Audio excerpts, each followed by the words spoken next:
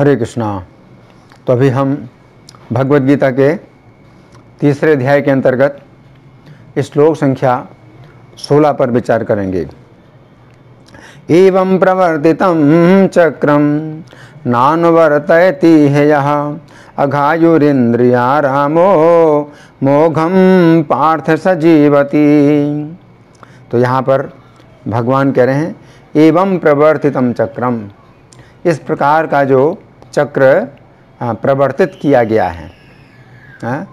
किस प्रकार का चक्र प्रवर्तित किया गया है कि अन्न से हम सब जो मनुष्य हैं तो वो जीवित रहते हैं, और जो अन्न है ये बनता है वर्षा से, और वर्षा होती है यज्ञ से, और यज्ञ होता है शास्त्र के अनुसार कर्म से, और जो कर्म है वो वेद शास्त्रों से होता है, और जो वेद शास्त्र हैं ये भगवान से होते हैं। और फिर जो भगवान हैं तो वो पूजित होते हैं मनुष्यों के द्वारा। तो इस प्रकार से मनुष्यों से प्रारंभ करके मनुष्यों तक ही ये चक्र जो है पूरा हो रहा है।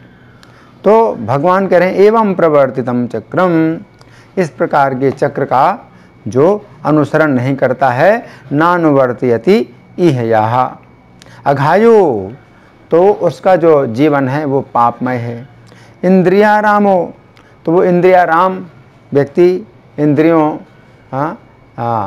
को भोगने के लिए जो व्यक्ति जीवित रहता है, तो जो इंद्रियों को भोगने वाला है, मोघम पार्थ स जीवति, वो व्यर्थ ही जीवित रहता है। तो हम सुनेंगे प्रभुपाद तात्पर्य में क्या लिखते हैं। श्रील प्रभुपाद की जय। इस श्लोक में भगवान ने कठोर परिश्रम करो और इंद्रिय तृप्ति का आनंद लो, इस सांसारिक विचारधारा का तिरस्कार किया है। तो बड़े जो है गर्व से लोग ऐसा कहते हैं, ऐसा सोचते हैं कि हम खूब परिश्रम करते हैं और फिर जो धन कमाते हैं उससे इंद्रिय तृप्ति करते हैं। लोग यही सोचते हैं। सप्ताह में 5 दिन होते हैं, तो 5 दिन जो है खूब कठोर परिश्रम करो, और फिर जो छुट्टी के 2 दिन होते हैं शनिवार और इतवार, उसमें जो है खूब मौज मस्ती करो, इंद्रिय तृप्ति करो। तो ये जो है सोचते हैं कि आदर्श जीवन है ये। लेकिन भगवान कह रहे हैं जो चक्र का अनुसरण नहीं करता है, इंद्रिय तृप्ति कर रहा है लेकिन भजन नहीं कर रहा है, भगवान का भजन नहीं कर रहा है, तो इस तरह से वो क्या है, इंद्रियाराम, वो इंद्रिय तृप्ति करने वाला व्यक्ति अघायु, उसका पूरा जीवन पापमय है ना। तो वे लोग जो है अपने को बड़ा जो है श्रेष्ठ मानते हैं कि हम परिश्रम करके और इंद्रिय तृप्ति करते हैं तो हमारा अधिकार है, इंद्रिय तृप्ति करने में हमारा पूरा अधिकार है, क्योंकि हम परिश्रम भी करते हैं। लेकिन उनका जो है इंद्रिय तृप्ति करने में कोई अधिकार नहीं है अगर वे भगवान के बनाए हुए चक्र का पालन नहीं करते हैं। आगे प्रभुपाद लिखते हैं, अतः जो लोग इस संसार में भोग करना चाहते हैं उन्हें उपर्युक्त यज्ञ चक्र का अनुसरण करना परम आवश्यक है। जो ऐसे विधि विधानों का पालन नहीं करता, अधिकाधिक तिरस्कृत होने के कारण उसका जीवन अत्यंत संकटपूर्ण रहता है। तो जीवन बहुत संकटपूर्ण है। क्यों? क्योंकि इस मनुष्य के जीवन के बाद उसको जो जीवन मिलने वाला है वो बहुत ही दुर्गति वाला जीवन मिलेगा। तो कई प्रकार के जो है जीवन होते हैं, जैसे मक्खी है, मच्छर हैं, कुत्ते हैं, बिल्ली हैं, तो इनके जीवन तो बड़े कष्ट कारक जो है ये जीवन होते हैं। तो इसी को प्रभुपाद कह रहे हैं कि बहुत संकटपूर्ण जीवन है। प्रकृति, आगे प्रकृति के नियमानुसार ये मानव शरीर विशेष रूप से आत्म साक्षात्कार के लिए मिला है, जैसे कर्मयोग, ज्ञान योग या भक्ति योग में से किसी एक विधि से प्राप्त किया जा सकता है। तो ये भी यज्ञ है। आप योग करते हैं या यज्ञ करते हैं, तो कर्मयोग, ज्ञान योग, भक्ति योग में से किसी कोई विधि का पालन करें, तो भी जो है फिर आप उस चक्र में आ जाते हैं, जो यज्ञ का चक्र है उसमें आ जाते हैं। आगे प्रभुपाद लिखते हैं, इन योगियों के लिए यज्ञ संपन्न करने की कोई आवश्यकता नहीं रहती, क्योंकि ये पाप पुण्य से परे होते हैं। किंतु जो लोग इंद्रिय तृप्ति में जुटे हुए हैं, उन्हें पूर्वोक्त यज्ञ चक्र के द्वारा शुद्धिकरण की आवश्यकता रहती है। कर्म के अनेक भेद होते हैं। जो लोग कृष्ण भावना भावित नहीं हैं, वे निश्चय ही विषय परायण होते हैं, अतः उन्हें पुण्य कर्म करने की आवश्यकता होती है। यज्ञ पद्धति इस प्रकार सुनियोजित है कि विषयोन्मुख लोग विषयों के फल में फंसे बिना अपनी इच्छाओं की पूर्ति कर सकते हैं। संसार की संपन्नता हमारे प्रयासों पर नहीं, अपितु परमेश्वर की पृष्ठभूमि योजना पर निर्भर है, जिसे देवता संपादित करते हैं। तो यहाँ प्रभुपाद क्या समझा रहे हैं कि संसार की संपन्नता हमारे प्रयासों पर निर्भर नहीं है। लोग क्या सोचते हैं कि पूरी दुनिया को संपन्न हम बनाएंगे, कैसे? खूब प्रयास करेंगे। तो कोई अपने व्यापार में बहुत सफलता पाना चाहता है, कोई अपनी नौकरी में बहुत सफलता पाना चाहता है, या कोई और कुछ विशेष आविष्कार करना चाहता है, लेकिन संपन्नता इस तरह से नहीं आएगी। संसार की संपन्नता परमेश्वर की पृष्ठभूमि योजना पर है, क्योंकि परमेश्वर के आदेश के अनुसार देवता लोग जब तक हमें जीवन की आवश्यकता नहीं प्रदान करेंगे तो क्या संसार की संपन्नता हुई? तो संसार की कोई संपन्नता नहीं है। अगर अन्न की कमी होगी, पानी की कमी होगी, अगर हवा प्रदूषित होगी, तो क्या संपन्नता? तो संपन्नता का क्या अर्थ है? तो इसलिए प्रभुपाद कह रहे हैं कि संसार की संपन्नता हमारे प्रयासों पर नहीं, अभी तो परमेश्वर की पृष्ठभूमि योजना पर निर्भर है, जिसे देवता संपादित करते हैं। अतः वेदों में वर्णित देवताओं को लक्षित करके यज्ञ किए जाते हैं। अप्रत्यक्ष रूप में ये कृष्ण भावनामृत का ही अभ्यास रहता है, क्योंकि जब कोई इन यज्ञों में दक्षता प्राप्त कर लेता है तो वह अवश्य ही कृष्ण भावना भावित हो जाता है। किंतु यदि ऐसे यज्ञ करने से कोई कृष्ण भावना भावित नहीं हो पाता तो इसे कोरी आचार संहिता समझना चाहिए। अतः मनुष्यों को चाहिए कि वे आचार संहिता तक ही अपनी प्रगति को सीमित ना करें, अभी तो उसे पार करके कृष्ण भावनामृत को प्राप्त हों। तो यहाँ प्रभुपाद का तात्पर्य समाप्त हुआ। अब हम सुनेंगे श्री भगवान ने कहा में इस श्लोक की किस प्रकार व्याख्या हुई है। तो श्लोक संख्या 1 में अर्जुन ने भगवान से कहा था कि हे केशव, आप मुझे इस युद्ध रूपी घोर कर्म में क्यों लगा रहे हैं? तो अर्जुन के इस प्रश्न के उत्तर में भगवान ने श्लोक संख्या 9 में कहा कि यज्ञ के लिए अथवा विष्णु की प्रसन्नता के लिए किए गए कर्मों के अतिरिक्त प्रत्येक कर्म बंधन उत्पन्न करता है। इसका अर्थ हुआ कि यह युद्ध रूपी कर्म चूँकि भगवान की प्रसन्नता के लिए हो रहा है, अतः घोर कर्म नहीं है, बल्कि अन्य जितने भी कर्म हैं वे अपनी इंद्रिय तृप्ति के लिए किए जाते हैं, वे सभी घोर कर्म हैं। फिर श्लोक संख्या 13 में भगवान ने कहा कि यदि कोई व्यक्ति यहाँ तक कि केवल अपने भोजन के लिए अन्न पकाता है तो वह पापी अपना पाप ही खाता है। इस बात को समझाने के लिए भगवान ने अन्न की उत्पत्ति के कारणों की एक श्रृंखला बताई, जिसमें अंतिम कारण स्वयं अपने को बतलाया। इस प्रकार भगवान ने एक ऐसे चक्र का वर्णन किया जो मनुष्य शरीर से प्रारंभ होकर वहीं पर समाप्त होता है। भगवान ने कहा कि मनुष्य शरीर की उत्पत्ति अन्न से होती है, अन्न की उत्पत्ति वर्षा से होती है, वर्षा की उत्पत्ति यज्ञ से होती है, यज्ञ की उत्पत्ति कर्म से होती है, और कर्म की उत्पत्ति वेद से होती है, वेद की उत्पत्ति श्री भगवान से होती है, और श्री भगवान की प्रसन्नता मनुष्यों के द्वारा अर्पित भोग से होती है। तो मनुष्य शरीर से मनुष्य शरीर तक ये चक्र होता है। अब इस श्लोक में भगवान बतला रहे हैं कि जो व्यक्ति इस सृष्टि चक्र का अनुसरण नहीं करता है उसका संपूर्ण जीवन व्यर्थ है, तथा वो जितना अधिक जीता है उतना ही अधिक अपने पापों को इकट्ठा करता जा रहा है।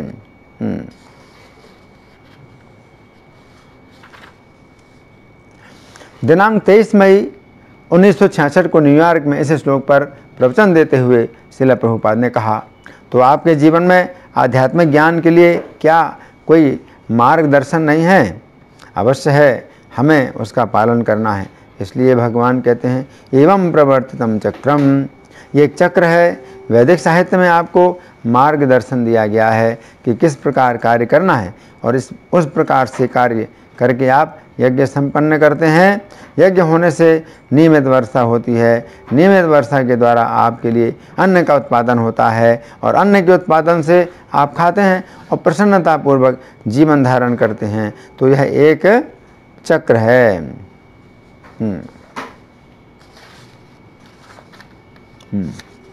तो यहाँ पर भगवान कह रहे हैं कि इस प्रकार से सृष्टि चक्र की स्थापना हुई है।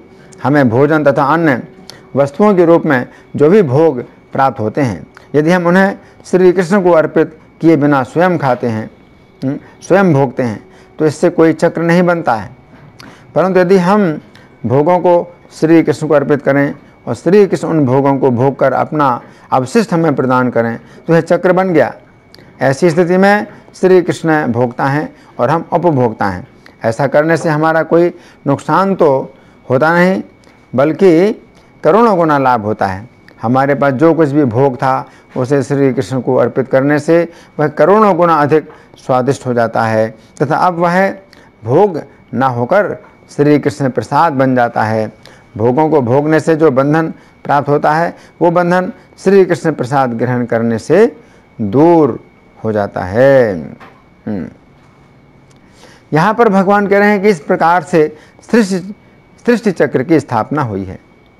हम जानते हैं कि सृष्टि चक्र के अतिरिक्त एक काल चक्र भी है, जिसमें हम स्थित होकर अनेक प्रकार के दुखों का अनुभव करते हैं। इस चक्र में 3 बिंदु हैं, सृष्टि, पालन और प्रलय।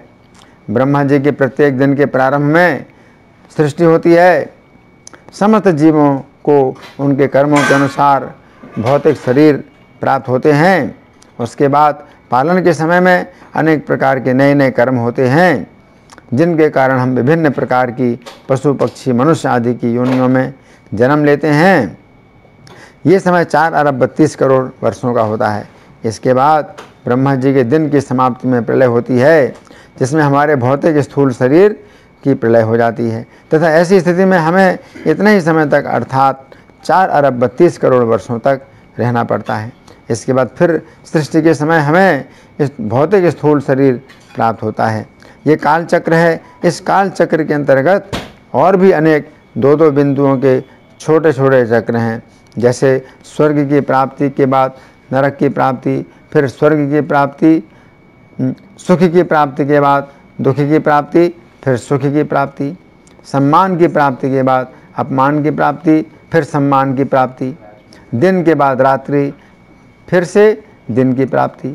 काल के इन सभी चक्रों में फंसे हुए जीव सदा उद्विग्न रहते हैं। परंतु यदि हम सृष्टि के इस चक्र में स्थित हो जाएं कि हम श्री कृष्ण को भोग प्रदान करने के पश्चात श्री कृष्ण का प्रसाद ग्रहण करें और फिर श्री कृष्ण को भोग प्रदान करें, तो हम काल के भयानक चक्र से मुक्त हो सकते हैं। अब भगवान कह रहे हैं नानुवर्तयति यहाँ, अर्थात जो व्यक्ति इसका पालन नहीं करता है। तो इसके पूर्व भगवान ने कहा था एवं प्रवर्तितम चक्रम, अर्थात इस प्रकार प्रवर्तित चक्र का। इन दोनों बातों को मिलाने से जो बात बनती है वो है इस प्रवर्तित चक्र का जो व्यक्ति पालन नहीं करता है। यहाँ पर भगवान के शब्द हैं न अनुवर्तयति इह यहाँ। यह का अर्थ है इस जीवन में, अर्थात इस मनुष्य जीवन में। तो भगवान का कहना है कि उनके द्वारा प्रवर्तित चक्र का हमें इस मनुष्य जीवन में अनुवर्तन करना है। यहाँ पर 2 शब्दों का प्रयोग हो रहा है, प्रवर्तन तथा अनुवर्तन। भगवान ने इस चक्र का प्रवर्तन किया है तथा हमें इस चक्र का अनुवर्तन करना है। प्रवर्तन का अर्थ है स्थापित करना तथा अनुवर्तन का अर्थ है समर्थन करना, अनुगमन करना तथा आज्ञा का पालन करना। भगवान की आज्ञा के अनुसार ब्रह्मा जी जो हम सभी के प्रजापति हैं, उन्होंने इस नियम को स्थापित किया तथा हम उनकी प्रजा हैं, अतः हमें प्रजापति के आदेश का पालन करना चाहिए। तो यहाँ पर भगवान के जो शब्द हैं कि जो मनुष्य उनके द्वारा प्रवर्तित चक्र का अनुवर्तन नहीं करता है, इन शब्दों के द्वारा ही हम अनुमान लगा सकते हैं कि ऐसे लोग निंदा के पात्र हैं। भगवान जो बात आगे कहेंगे उसकी चर्चा तो हम बाद में करेंगे, परंतु इतनी बात से ही अनुमान लगाया जा सकता है कि जो व्यक्ति भगवान के द्वारा चलाए गए चक्र का पालन नहीं करता है वो मनुष्य कहलाने योग्य नहीं है।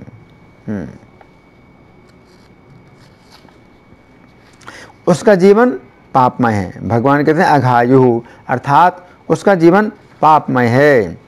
इसके पूर्व भगवान ने कहा था कि जो व्यक्ति मानव जीवन को प्राप्त करके वेदों द्वारा स्थापित इस धर्म चक्र का पालन नहीं करता है। इन दोनों बातों को मिलाकर जो पूरी बात बनती है वो इस प्रकार है, जो व्यक्ति इस मनुष्य जीवन में श्री कृष्ण को भोग ना देकर स्वयं भोगता है उसका जीवन पापमय है। इसके पूर्व श्लोक संख्या 13 में भगवान ने कहा था कि जो व्यक्ति अपने लिए भोजन पकाता है वो पापी अपना ही पाप खाता है। इस बात से पता चलता है कि यदि कोई व्यक्ति किसी भी प्रकार का भोग ना भोगे फिर भी उससे भोजन की तो आवश्यकता अवश्य ही होगी। यदि वो व्यक्ति केवल भोजन ही खाता है तो इससे भी उसका पाप कर्म बन रहा है। अब हम विचार करें कि भोजन खाने से ही उसके शरीर में पाप जा रहा है और ये पाप उसके कर्मों के खाते में जुड़ता जा रहा है।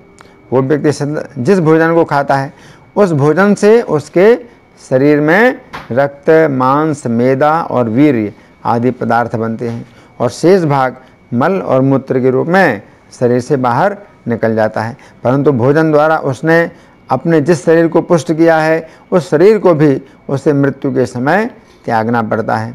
इस प्रकार इस मनुष्य शरीर में उसने जितना भोजन खाया था उसमें से उसके साथ कुछ भी नहीं गया, परंतु यदि गहराई से देखा जाए तो उसके साथ बहुत कुछ गया। वो क्या गया है? हमें समझना चाहिए कि उसने मनुष्य शरीर में अपनी इंद्रिय तृप्ति के लिए जितना भोजन खाया था उसका पाप जीवन भर उसके खाते में एकत्रित होता रहा और उस पाप का संपूर्ण ढेर उस व्यक्ति के साथ जाता है। तो यहाँ पर भगवान कह रहे हैं कि जो व्यक्ति इस धर्म चक्र का पालन नहीं करता है उसका जीवन पापमय है।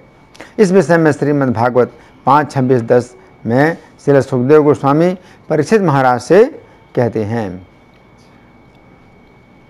हे राजन, जो व्यक्ति अपने शरीर में ही अपनी पहचान करता है तथा अपनी पत्नी और पुत्रों के पालन के लिए रात दिन कठोर परिश्रम करता रहता है, ऐसा करते हुए वह अन्य जीवात्माओं के प्रति हिंसा कर सकता है। ऐसा पुरुष मृत्यु के समय अपना शरीर त्याग कर अन्य प्राणियों के प्रति की गई हिंसा के फलस्वरूप रौरव नामक नरक में डाला जाता है।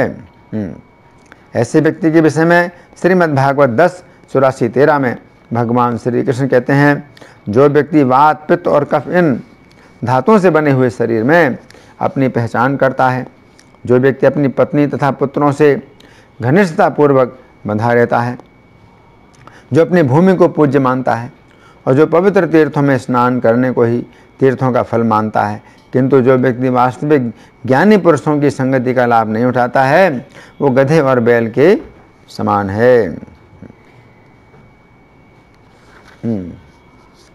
तो यहाँ पर भगवान कह रहे हैं अघायु। अघायु शब्द दो शब्दों से मिलकर बना है, अघ तथा आयु।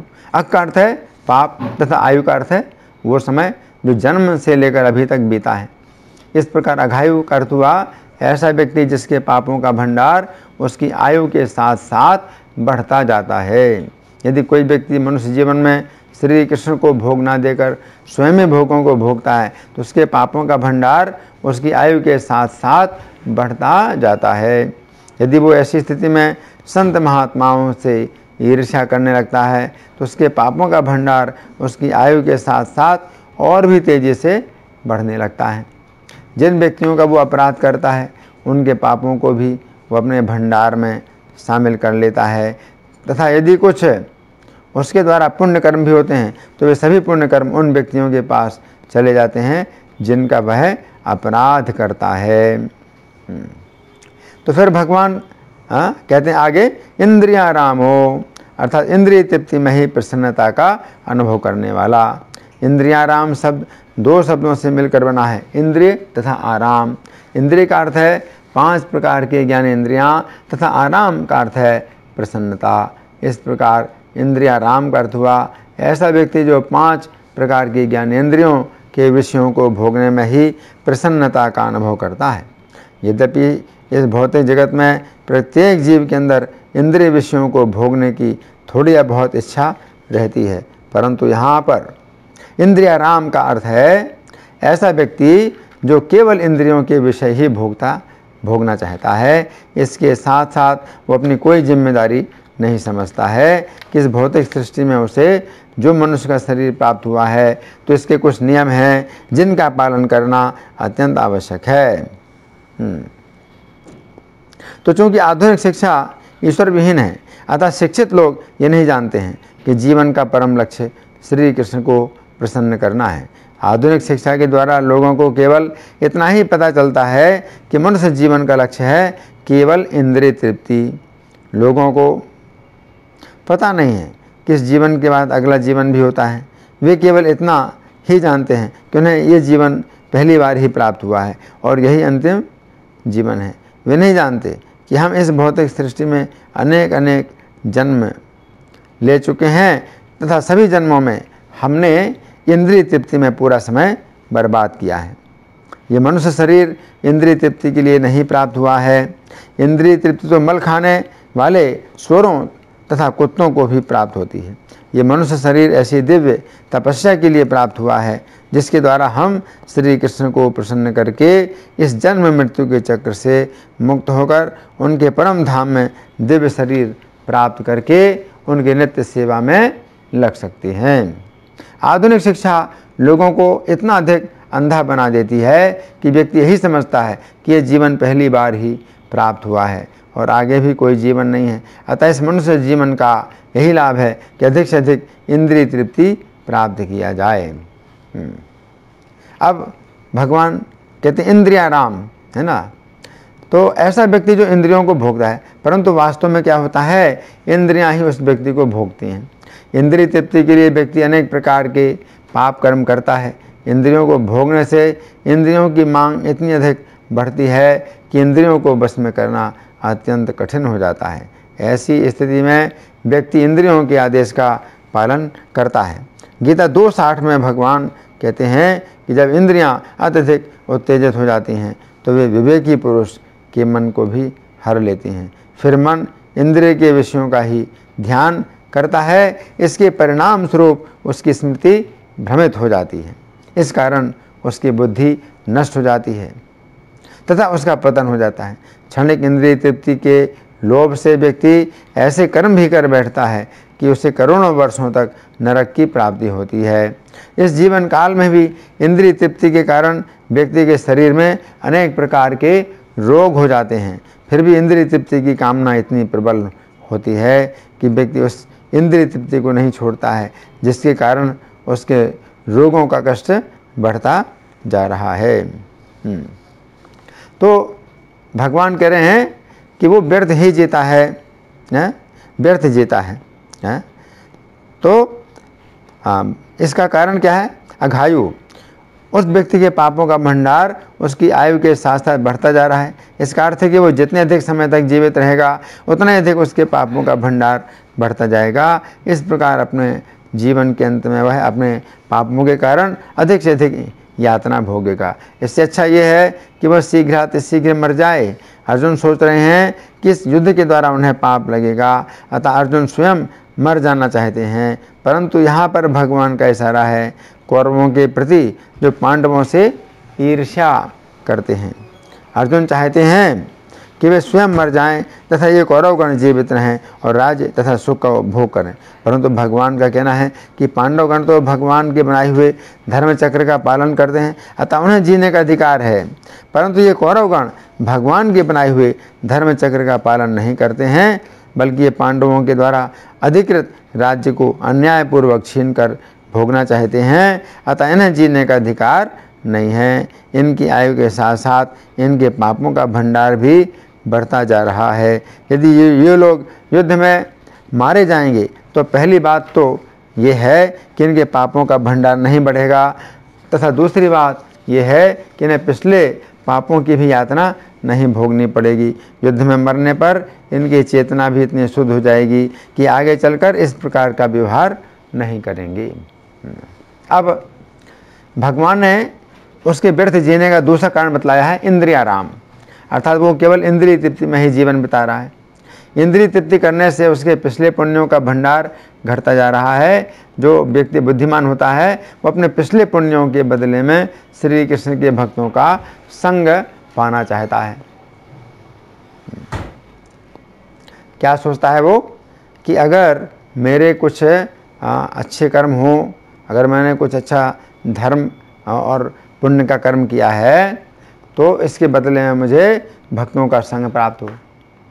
तो इस प्रकार से अपने पुण्यों को दे करके वो भक्तों का संग प्राप्त कर लेता है, हाँ? परंतु जो व्यक्ति मूर्ख होता है वो अपने पिछले पुण्यों के बदले में इंद्रिय तृप्ति पाना चाहता है। ये उसी प्रकार है जैसे कोई व्यक्ति असली हीरे को देकर उसके बदले में कांच के टुकड़े ले लेता है, हैं? देखिए, वो व्यक्ति अपने पुण्यों के बदले में इंद्रिय तृप्ति पाना चाहता है ना। ये मनुष्य जीवन तो इसलिए प्राप्त हुआ है कि अधिक से अधिक कृष्ण भावनामृत का विकास किया जाए, परंतु वो व्यक्ति इस मनुष्य जीवन को इंद्रिय तृप्ति में बर्बाद कर रहा है। तो यहाँ पर भगवान कह रहे हैं कि अच्छा है कि ऐसा व्यक्ति शीघ्रातिशीघ्र मर जाए, हैं? भगवान कह रहे हैं मोघम पार्थ सज्जीवती, हैं? जो व्यर्थ ही जीता है। तो इसका अर्थ यह है कि शीघ्रातिशीघ्र मर जाए। पहला कारण था कि उसकी आयु के साथ साथ उसके पापों का भंडार बढ़ता जाता है, इसलिए ऐसे व्यक्ति को मर जाना चाहिए। और यहाँ पर दूसरा कारण भगवान बतला रहे हैं कि इंद्रिय तृप्ति में ही पूरा समय बिताने के कारण उसकी आयु जितनी बढ़ती जा रही है उसके पुण्यों का भंडार उतना ही घटता जा रहा है। उसके द्वारा नया पुण्य कर्म भी नहीं हो रहा है। इसके अतिरिक्त दूसरी बात यह भी है कि इंद्रिय तृप्ति का सुख प्रारंभ में अमृत के समान होता है तथा परिणाम में विष के समान होता है। व्यक्ति जितना अधिक इंद्रिय तृप्ति करता है उतना अधिक उसका जीवन तनावपूर्ण होता जाता है। अर्जुन तथा अन्य पांडवों को जीने का अधिकार है क्योंकि वे श्री कृष्ण की प्रसन्नता के लिए ही जीते हैं, परंतु कौरवों को जीने का अधिकार नहीं है क्योंकि वे केवल इंद्रिय तृप्ति के लिए ही जीते हैं। श्लोक संख्या 1 में अर्जुन का प्रश्न था कि हे केशव, आप मुझे युद्ध रूपी घोर कर्म में क्यों लगा रहे हैं। तो यहाँ पर भगवान अर्जुन के प्रश्न का उत्तर देते हुए कह रहे हैं कि हे अर्जुन, ये युद्ध तुम्हारे लिए घोर कर्म नहीं है क्योंकि तुम यह युद्ध मेरी प्रसन्नता के लिए कर रहे हो, परंतु यह युद्ध कौरवों के लिए घोर कर्म है क्योंकि वे यह युद्ध अपनी इंद्रिय तृप्ति के लिए कर रहे हैं। इसलिए अच्छा है कि इस युद्ध में तुम्हारी विजय हो और ये लोग युद्ध में मारे जाएं। तो ये जो है यज्ञ चक्र है। भगवान कह रहे हैं एवं प्रवर्तितम चक्रम नानुवर्तः इति है यहाँ, कि जो इस प्रकार के प्रवर्तित चक्र का पालन नहीं करता है, अघायु, तो उसका जीवन पापमय है ना। तो चक्र एक चक्र तो जो भगवान ने बतलाया है वो 2 श्लोकों में है तो बहुत लंबा चक्र है, लेकिन अगर इस चक्र को सरल बनाया जाए तो एक छोटा चक्र भी बन सकता है। और वो छोटा चक्र क्या है कि हमारा जो जीवन है ये भोजन पर आधारित है, भोजन, और वो भोजन है वो श्री कृष्ण हमें प्रदान कर रहे हैं। तो हमारा शरीर एक बिंदु है इस चक्र में और दूसरा बिंदु है अन्न। तो अन्न से हमारा शरीर बनता है। अब ये जो अन्न है अगर इसको सरल बनाएं हम तो बहुत से बिंदुओं को हम जो है हटा करके अन्न को हम मान सकते हैं कि श्री कृष्ण ही अन्न दे रहे हैं। तो श्री कृष्ण हमें अन्न प्रदान कर रहे हैं, है ना। तो श्री कृष्ण इस चक्र के 3 बिंदु हुए। पहला बिंदु है हमारा जीवन, दूसरा बिंदु है अन्न और तीसरा बिंदु है श्री कृष्ण, है ना। अब श्री कृष्ण की प्रसन्नता होती है कैसे, हमारे सेवा के द्वारा, हमारी द्वारा हर कृष्ण की सेवा हो, कृष्ण का भजन हो तो श्री कृष्ण की प्रसन्नता प्राप्त होती है। तो हमने अपने से शुरू करके इस चक्र को अपने पर ही समाप्त किया। तो यही चक्र है जो भगवान ने बनाया है। हाँ, तो अगर हम अन्न खाते हैं, अपने शरीर को पुष्ट करते हैं, तो पहला बिंदु तो हम हो गए और दूसरा बिंदु अन्न हो गया। फिर अन्न के बाद तीसरा बिंदु जो अन्न देते हैं वो श्री कृष्ण है ना। लेकिन श्री कृष्ण को अब अगर हम नहीं प्रदान करते हैं, है ना, अगर श्री कृष्ण जो है अगर हमारे द्वारा प्रसन्न नहीं हो रहे हैं तो ये चक्र टूट गया, है ना। तो अगर इस प्रकार से अगर हम चक्र को तोड़ते हैं तो फिर क्या होता है कि हमें भी तोड़ा जाता है, तो हमें फिर मनुष्य का जीवन नहीं प्राप्त होता है, तो हमें फिर टूटा हुआ जीवन प्राप्त होता है। जितने भी पशु पक्षी के शरीर हैं और जल के अंदर मछलियों के शरीर हैं, इन सब का जीवन टूटा हुआ है, इनके शरीर भी टूटे हुए हैं। तो अगर हम यज्ञ चक्र को तोड़ते हैं तो हमें भी टूटा हुआ जीवन प्राप्त होता है, उसमें हमें सुख नहीं प्राप्त होता है। तो इसलिए हमें यज्ञ चक्र का पालन करना चाहिए। धन्यवाद। हरे कृष्णा।